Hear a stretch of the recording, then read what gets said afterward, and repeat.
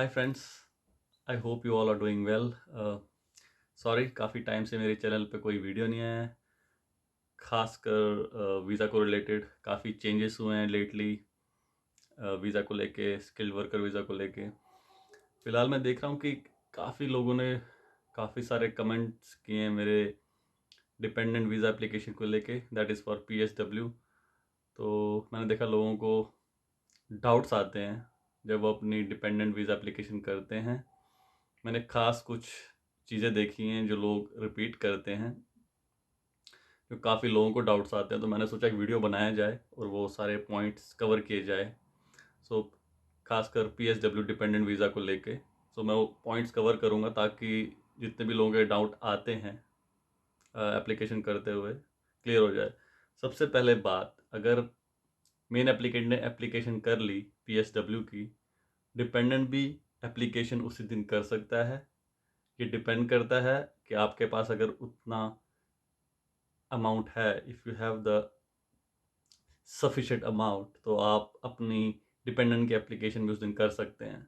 होता क्या है, जब आप मेन एप्लीकेंट की एप्लीकेशन करते हैं, उसके बाद एक रेफरेंस नंबर जनरेट होता है at the end once you submit the application for main applicant. जैसे आप मेन एप्लीकेंट की एप्लीकेशन सबमिट करते हैं, वो रेफरेंस नंबर आपको डिपेंडेंट की एप्लीकेशन में यूज़ होता है। सो आप वो जब डिपेंडेंट की एप्लीकेशन डालेंगे, वो रेफरेंस नंबर पूछेगा, वो आपको डालना है और आप अपनी एप्लीकेशन में आगे बढ़ेंगे। तो yes, you can apply for the dependent on the same day और यू कैन वेट। अगर डिपेंडेंट की एक्सपायरी को टाइम है तो आप रुक सकते हैं जब तक मेन एप्लीकेंट की एप्लीकेशन सक्सेसफुल हो जाती है, और फिर आप डिपेंडेंट की एप्लीकेशन कर सकते हैं। दूसरी बात, IHS फीस। IHS फीस आपकी 1248 है। उसके बाद आपकी वीज़ा फीस रहती है अलग से, दैट इज़ 715 ठीक है। अब काफ़ी लोगों को डाउट आता है, हमारी IHS फीस ये पूरी 1248 क्यों नहीं दिखा रहा है स्क्रीन पे जब हम डिपेंडेंट एप्लीकेशन करते हैं। ये एक आधी ये कम क्यों दिखा रहा है, जैसे 312 या किसी को दिखाता नहीं है, किसी को कम दिखा रहा है। सो ऐसा रहता है, जब आप मेन एप्लीकेंट की एप्लीकेशन कर लेते हैं, ओके, उसके बाद एक दो दिन रुक के या उसी दिन आप डिपेंडेंट की करते हैं, तो वहाँ पर वो मेन एप्लीकेंट की BRP की एक्सपायरी पूछता है। सो जब आप BRP की एक्सपायरी डालते हैं मेन एप्लीकेंट की, वो उसी एक्सपायरी को देखते हुए वो आपको कम IHS फीस देता है, that is £312 in most of the cases. ऐसा नहीं है कि कुछ गलत दिखा रहा है। ये मैंने फील जब मैंने भी डिपेंडेंट की एप्लीकेशन की थी तो हमें भी यही दिखाया था। सो आपको कुछ टेंशन लेने की ज़रूरत नहीं है, ये सबके लिए वैसा ही है। ओके, तो आपको कम दिखाएगा क्योंकि आप मेन एप्लीकेंट की एक्सपायरी डाल रहे हैं। इन केस अगर आप मेन एप्लीकेंट की वीज़ा, जब तक उनका वीज़ा सक्सेसफुल नहीं हो जाता, रुकते हैं, उनका नया BRP आता है, फिर आप वो नई एक्सपायरी डालते हैं, तो आपको 100% पूरा 1248 दिखाएगा। लेकिन हम जैसे ही मेन एप्लीकेंट का कर रहे हैं, उसके एक दो दिन बाद ही या उसी दिन डिपेंडेंट का भी डाल रहे हैं, तो आपको IHS फीस कम ही दिखाएगा।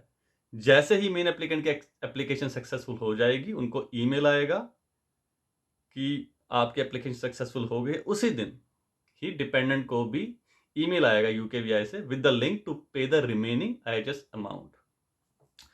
उसके बाद अब बहुत लोग पूछते हैं कि एविडेंस नहीं दिखा रहा, हमें क्या करना है, हमने तो एप्लीकेशन पूरी फिल कर ली है बट हमें कोई एविडेंस नहीं पूछ रहा है। तो आपको उसमें भी टेंशन लेने की ज़रूरत नहीं है। अगर वो आपको कोई एविडेंस नहीं पूछ रहा है, आप अपनी एप्लीकेशन सबमिट कर चुके हैं, आपको ईमेल आ गया है that you have successfully submitted the application for dependent और अ मेन एप्लीकेंट, तो इसमें भी कोई टेंशन की ज़रूरत नहीं। अगर उनको कुछ इन्फॉर्मेशन आपसे चाहिए होगी फर्दर, तो वो आपको ईमेल करेंगे। So no need to worry about that. Okay, उसके बाद भी अगर आपको डाउट्स होते हैं, आपको लगता है कि मेरे से कुछ गड़बड़ हो गई है, तो मैंने अपनी चैनल पे बहुत जगह UKVI की इंफॉर्मेशन लिख रखी है, जहाँ पर आप उनको कांटेक्ट कर सकते हैं। Either you can call them और यू कैन ईमेल देम।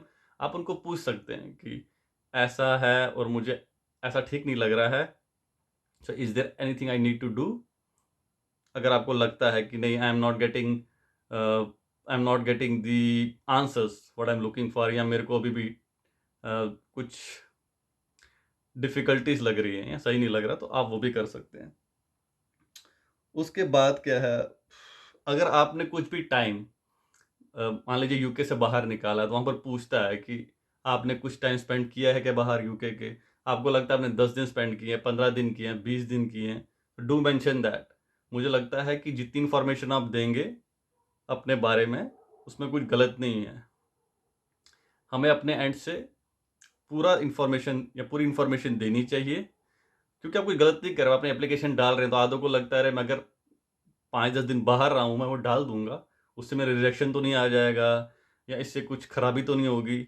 नहीं, उससे कोई खराबी नहीं होती है। मैं भी 1 महीना बाहर था, तो मैंने वो मेंशन किया है, उसमें कोई प्रॉब्लम नहीं है। ये डाउट भी बहुत लोग पूछते हैं कि मैं यूके के बाहर था इतने टाइम, मुझे लिखना चाहिए कि नहीं लिखना चाहिए। यस, बिल्कुल लिखिए, अगर वो क्वेश्चन वहाँ पर है और उसमें आपको कहीं हार्म नहीं हो रहा है, प्लीज़ वो मेंशन कीजिए। यस, इस डेट से इस डेट तक मैं बाहर था, I went to meet my family in India, या जो भी आपका रीज़न है। मोस्टली रीज़न यही रहता है कि मैंने अपनी सारे एग्ज़ाम्स कर लिए थे, वेंट टू इंडिया और any other country to meet my family. तो ये सब क्वेश्चंस मोस्टली लोग पूछते हैं, जो मैंने कवर किए हैं। इसके बाद भी आपको लगता है कि कोई ऐसी चीज़ है जो मेरे से छूट गई है, डू कमेंट। मैं ये वीडियो अपलोड करूँगा ताकि वो लोग जो अभी फिल कर रहे हैं, इस टाइम पे काफ़ी लोग अपना PSW एप्लीकेशन कर रहे हैं, ये वीडियो उनको हेल्प करेगा। उसके बाद भी अगर आपको लगता है कि मैंने कुछ मिस किया है, तो आप मेरे वीडियो पे कमेंट कर सकते हैं, जो मैंने मेन एप्लीकेंट के लिए बनाया है या डिपेंडेंट PSW के लिए बनाया है, ताकि मैं उसको कवर कर सकूं। और जितने भी लोग कमेंट करते हैं, सो आई मेक श्योर कि मैं हर किसी को आंसर दूं। मेरे से तब भी कोई छूट जाता है, आपको लगता है कि आपको अर्जेंटली कुछ हेल्प चाहिए, do comment, I will try to answer as much I can, और जितना मेरे को पता है। Thank you so much. मैं आपसे मिलता हूँ दूसरे वीडियो में। Take care of yourself, see you later, bye bye.